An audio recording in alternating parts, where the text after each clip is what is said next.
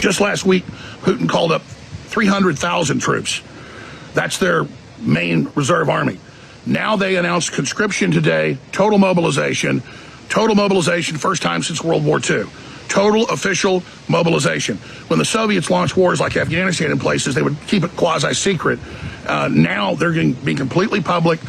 Putin is set to announce in the next 48 hours, they're either saying tonight or tomorrow, that Russia is officially at war with NATO and the United States. They're going to cut off diplomatic ties. They're going to escalate into full war mode, which the globalists knew would happen. They've been planning. And so in world history, this has never happened before. This is bigger than what took place in the early 1960s with the Cuban Missile Crisis, when the U.S. put medium-range and short-range missiles in Turkey, so the Russians put medium and intermediate-range missiles into Cuba. So, ladies and gentlemen, you look around you with the COVID releases and the lockdowns, and they're talking about SEGs and global taxes and world IDs. This is all part of the worldwide destabilization with Klaus Schwab and the New World Order saying you will own nothing and you will have nothing.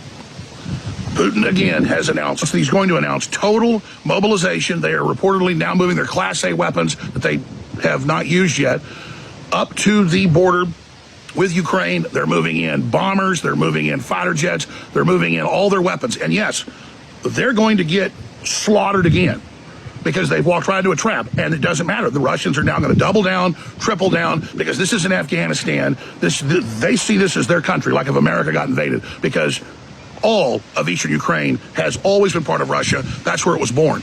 And so most of Russia's wars have actually been fought over Ukraine and Crimea. They fought more than 15 wars in the last 1,000 years, conservatively, with the Huns and the Muslims and with the Europeans and everybody else over that zone.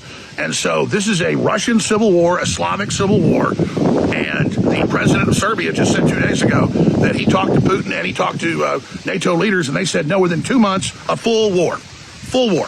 And then when the Russians get their ass kicked again, because they're up against weapons that are 30 years more advanced than theirs, they are going to probably use tactical nuclear weapons or chemical weapons. And you're going to see nuclear reactors get blown up in Europe. You're going to see terrorism. You're going to see power outages. We'll probably actually see real cyber attacks back and forth. And so this is what the neoliberal crazy world order has done and is doing.